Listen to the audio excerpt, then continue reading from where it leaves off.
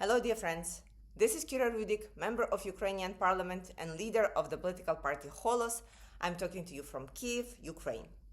Obviously, many feathers ruffled and many questions raised after those meetings in Berlin. And the main question that people are asking me is this a breakthrough? Well, not exactly. It's a very good step in the right direction. However, again, there were details that were discussed there that are step 2 and the step 1.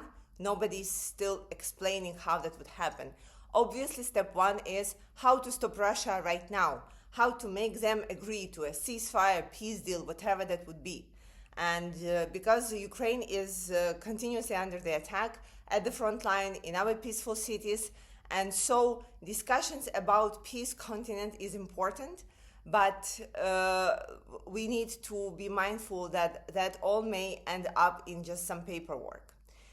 President Zelensky is participating in those meetings. Here in Ukraine, there are debates about if this is a really good idea or not, because usually presidents are signing the deals or meeting to define certain high-level things. Right now, President is getting into details. I'm sure it makes the meetings more productive. However, the question is, does it give us enough of the wiggle room? When there are organizations, when there are delegations who are discussing it between themselves, that is usually something where you can have just wider space for maneuver. And I don't know if that is the case right now with the president. He made some very concerning statements. One of the things that Ukraine may give up joining NATO. So let me explain to you that though President is trying to get us the best deal, I strongly believe that, he cannot change Ukraine's aim to join NATO. It is written in our constitution. We are parliamentary presidential republic.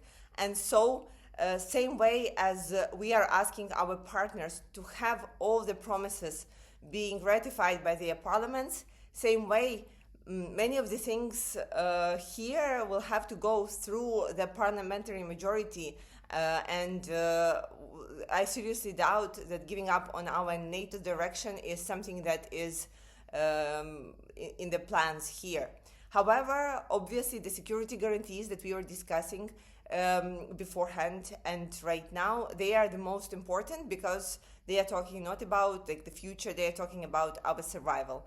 And this is where we are supporting President as well as his denial of giving up of Ukrainian territories and acknowledging Russia's territorial gains. So we will see what's going to happen.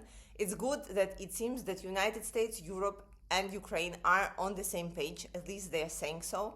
So the bigger question would be again, is it possible to get Russia on board? Is it possible to have Putin agree to this and then to execute it? And most important, what would happen if Putin declines to do that? So is President Trump ready to go ahead and finally impose the sanctions on Russia that he was threatening them with? Our European leaders are ready to completely stop buying Russian gas and oil, because that would be a next step of pressure going forward.